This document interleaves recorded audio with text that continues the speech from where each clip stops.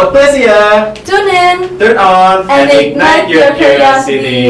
Jadi hai guys, welcome back to Podcast ya Season 2 Episode 5. Nah, Val, hari ini kita kedatangan tamu yang lagi naik daun banget nih. Yes, benar banget. Kayak semua anak SMAK tuh pasti tahu dia deh. Pasti. Kita langsung sambut ya bareng-bareng. This is Viko.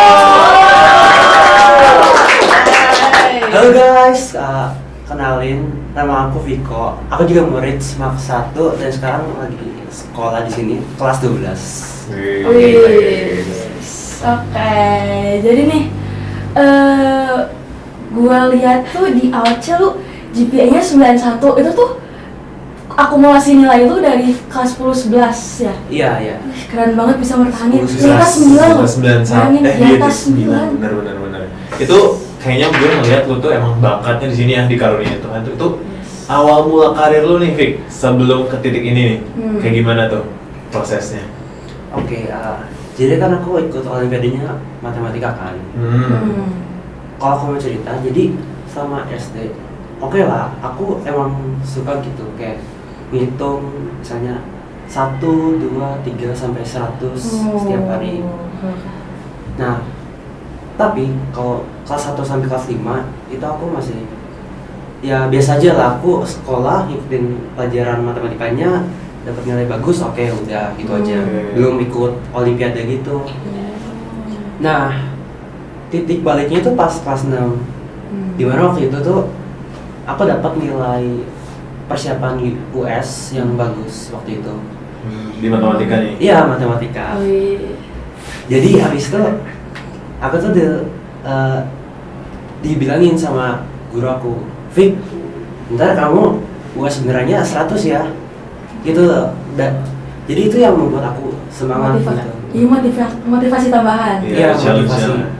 motivasi. Jadi itu aku mulai lebih sering ngerjain soal mat di rumah. Walaupun emang gak disuruh gara PR. Tapi gara-gara pertanyaan itu doang, jadi lu tuh suka banget challenge ya anaknya? Atau nggak juga? Ya kebetulan karena emang suka mat, jadi ya sering ngulik gitu di rumah. Suka. Aku sering kayak nonton YouTube, terus cari puzzle matematika gitu, geometri, aljabar. Terus meranjak dari SD nih ke SMP, lu masih interest nih di mana? Iya, kebetulan. Jadi kelas 6 itu aku masih belum ikut olim. Nah, pas kelas 7 baru aku mulai ikut olimpiade pertama aku itu di UPI, Universitas Pendidikan Indonesia di Bandung. Waktu itu aku nyampe semifinal tapi belum masuk final. Tapi karena itu olimpiade pertama aku, ya aku lumayan puas lah ya bisa masuk semifinal. Baru abis itu masa-masa COVID. Nah, aku tuh udah dibilangin sama kepala sekolahku, Viko, ntar kamu wakilin SMP ya untuk ikut OSN matematika. Tapi sayangnya karena COVID jadinya telat daftar. Sayang banget telat daftar. Jadi aku ditelepon sama guru aku dari sekolah, Viko sayang banget ya, pendaftarnya udah tutup. Jadi ya gimana lagi gitu. Kalau dalam hati aku ya sedih banget. Cuman di sisi lain aku tuh melihat misalnya, apalagi itu kan lagi pandemi ya. Aku lihat kalau misalnya aku belajar terus lagi selama pandemi, itu bakal jadi chance aku gitu buat lebih berkembang lebih pesat lagi buat OSN tahun berikutnya. Berarti lu tuh tepatnya mulai start olim tuh pas lu kelas 8. Kalau belajarnya emang dari kelas 6. Berarti belajarnya emang dari SD. Iya. Mulai turun ke OSN-nya kelas berapa tuh? Itu kelas 8. Kelas 8. Dan selama itu lu belajar tuh kan lagi pandemi nih. Iya. Jadi lu belajar tuh diajarin guru lu atau sendiri? Nah, itu kan karena emang pandemi, aku nggak punya teman olimpiade satupun. Jadi aku di rumah, aku belajar sendiri. Berarti otodidak ya? Ya, otodidak di rumah. Nah, jadi kelas 7, kelas 8 sampai kelas 9, bahkan sebenarnya sampai sekarang juga aku otodidak belajar di rumah. Aku belajar dari website di Google. Misalnya kalau misalnya aku persiapin buat OSN SMP gitu. Aku cari soal OSK SMP tahun 2019 misalnya. Terus aku kerjain di rumah. Dan biasanya kalau aku tiap sesi belajar tuh yang minimal bisa kerjain 1 set soal kalau misalnya OSK gitu.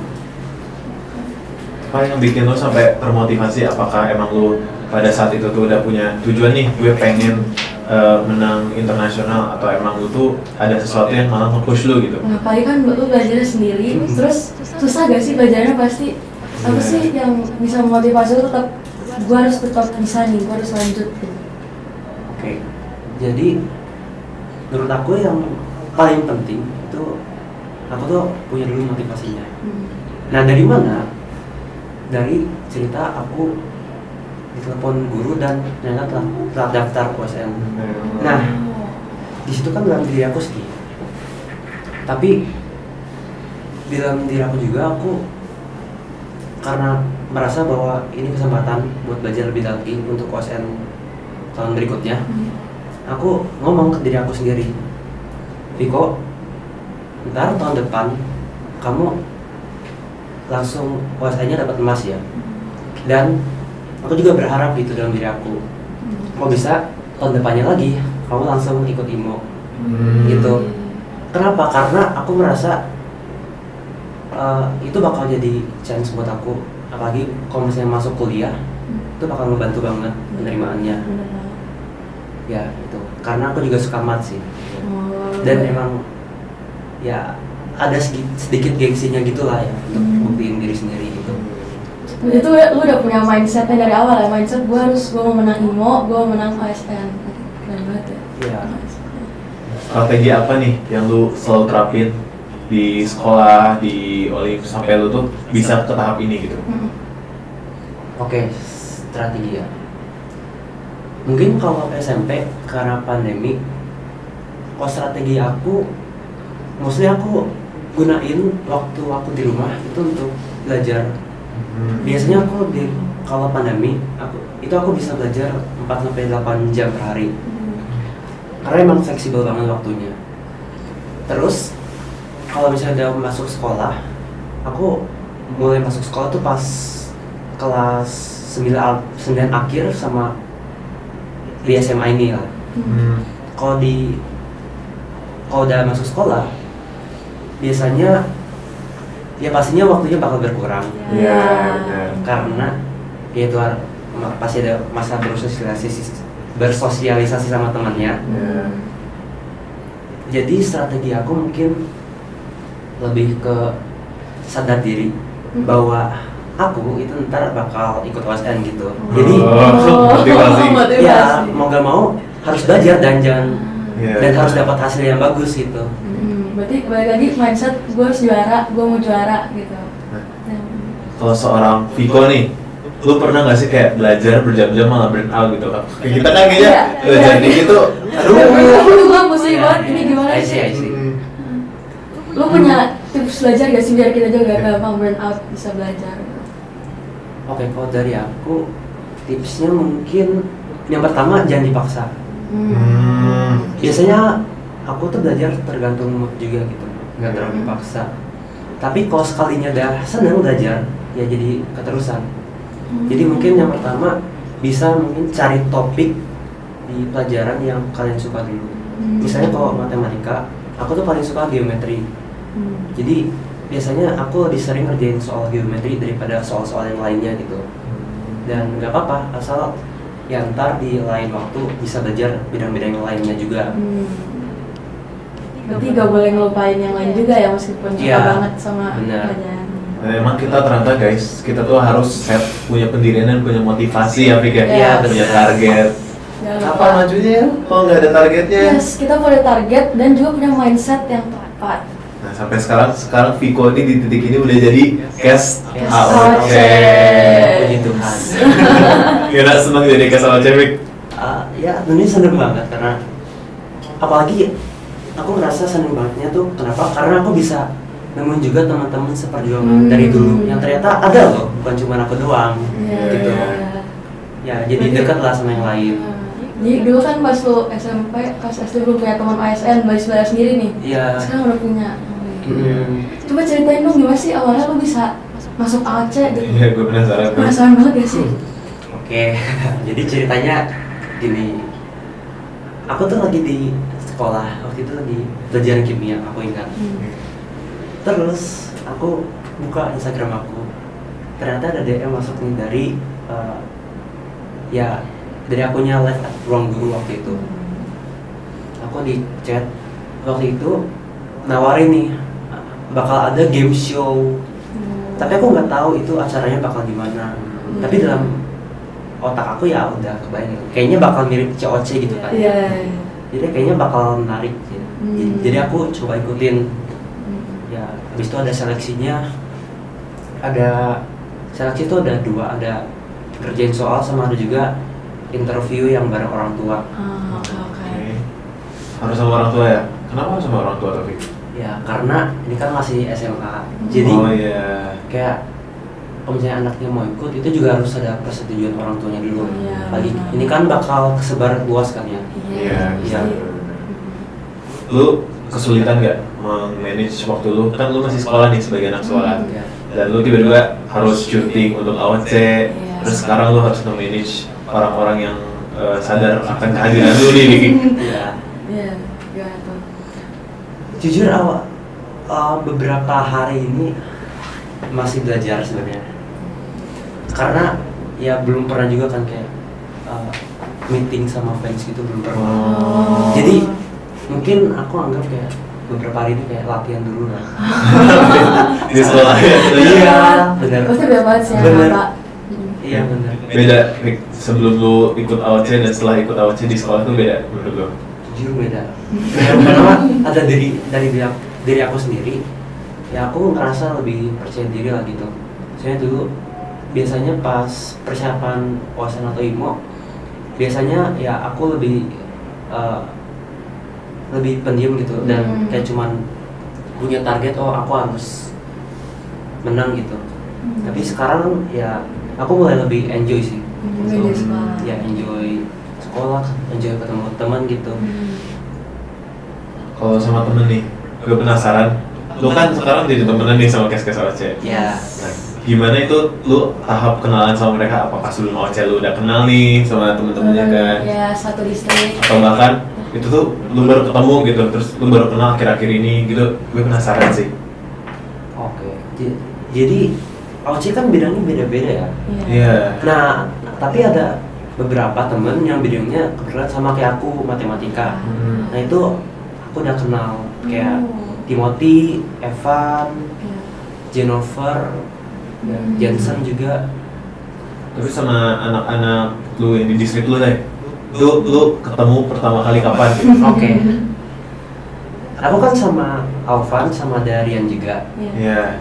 Kalau sama Alvan, itu aku pernah ketemu dia di pelatihan daerah buat OSN 2023. Waktu itu Alvan juga ikut OSN bidang matematika juga, jadi ketemu waktu itu. Korean baru ketemu pas syuting kemarin. Berarti tuh pas lu syuting kemarin tuh lu benar-benar baru ketemu mereka ya?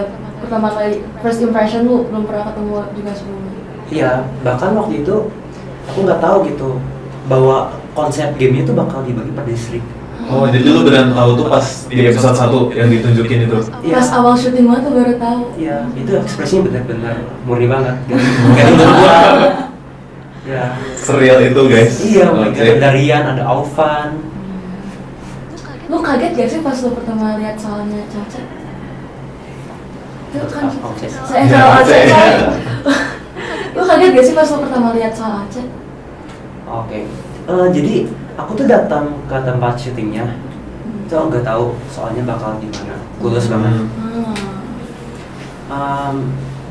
Jadi sebenarnya aku awalnya udah expect karena bidangnya beda-beda.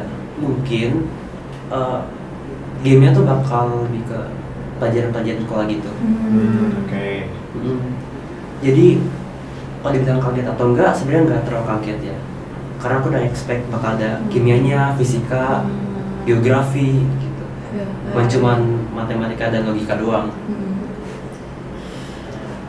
Menurut lu yang pas sebelum masuk OC tuh ada tes ya? Ya, Menurut lu mirip atau tiba-tiba makanya lu kaget pas ke OC? Pas tes masuk kayak gini deh. Iya. Sebenarnya pas tes itu mungkin soalnya lebih ke penerapan pelajaran sekolah. Tapi kalau di OC-nya itu sama pelajaran sekolah, cuman dibuat gimana caranya biar soal-soalnya tuh bisa yang menarik hati penonton untuk nonton gitu. Jadi dibuat lebih menarik lagi. Iya, banyak modifikasi. Iya. Nah, coba lu ada pesan-pesan gak, Fik, buat Fans lu? ada yang pengen nonton podcast ini? Oke. Jadi guys, pesan aku buat kalian, kita tuh harus sadar bahwa kita tuh punya hidup yang bermakna di dunia ini. Yang dimana kita tuh gak boleh sia-siain gitu. Kita harus nyoba banyak hal di dunia ini.